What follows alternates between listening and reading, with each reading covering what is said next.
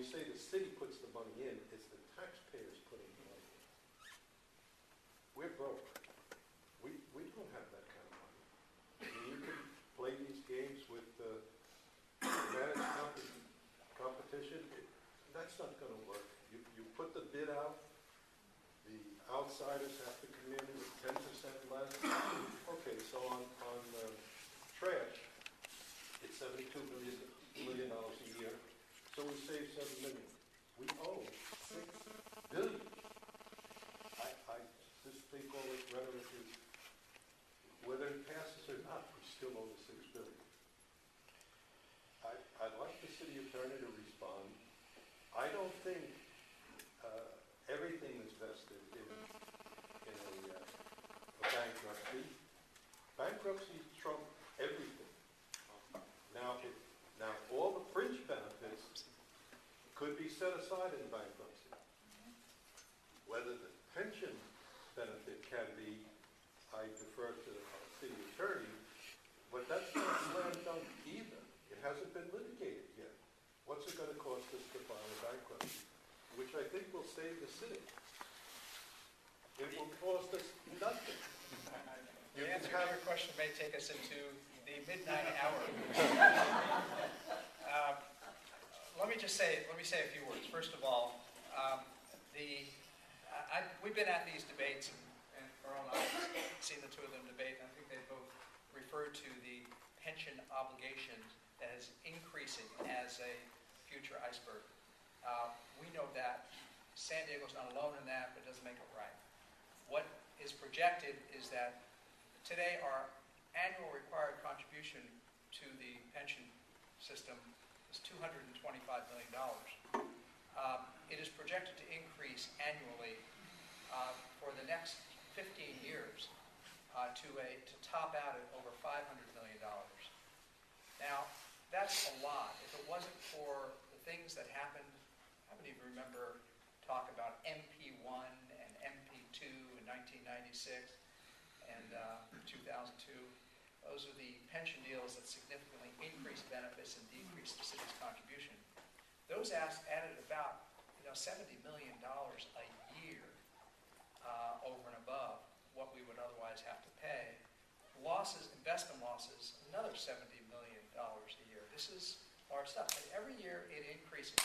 So if you look at it from a business standpoint, I've represented businesses in my career, and we deal with balloon payments. You can think of it as a balloon payment every year for the next 15 years. It keeps going up. It is difficult. But right after that $500 million, guess what happens to the annual required contribution? It drops like a rock. Why? Because we're paying off those old obligations based upon those very, very bad decisions. And it's not these guys who made those decisions. One of our council members, I was at a meeting with them and said, well, why didn't they do something? One of our council members was 17 years old at the time in 1996. And, it's like, okay, where were you? But so there, in a private sector, you might look at that as being a workout plan. That's what they do in balloons. And the city is going to have to do that at some point. What Todd made reference to and Carl made reference to was the charter requirement of substantially equal contributions. That's some of the things we've been litigating and trying to say, well, if this thing is so expensive, then our current employees need to increase their contributions, share the pain. And by the way, as Todd mentioned, there's this, in Prop D, there's this alternative Tier 3 that maybe we can get you to voluntarily switch over to that less expensive plan. So there's different ways to get people to make decisions. I'm trying to rush it, but let me get to the point. One of the options we don't have is simply taking away wholesale people's vested pension benefits. Mike and Gary tried it. Those cases are still pending. I know the law, and I knew the judicial thinking. That's not going to happen. So we've taken a little different attack on our litigation. We've been more successful. Modest, but successful. It's incremental. It takes a long period of time. A lot of people are talking about this magic potion of bankruptcy. To make it, long story short, absolutely not. And here's why. Most people think think about United Airlines filing bankruptcy and getting rid of their pensions? Why doesn't the city do that? The city is not United Airlines.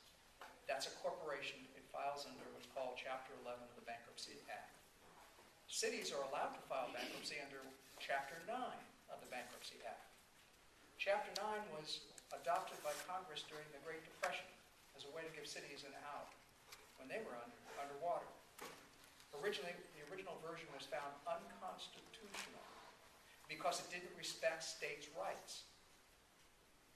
It had to be redrafted by Congress and adopted to respect states' rights. Fast forward to today. Under our state constitution, pension benefits are vested under our state constitution, states' rights. A bankruptcy court has never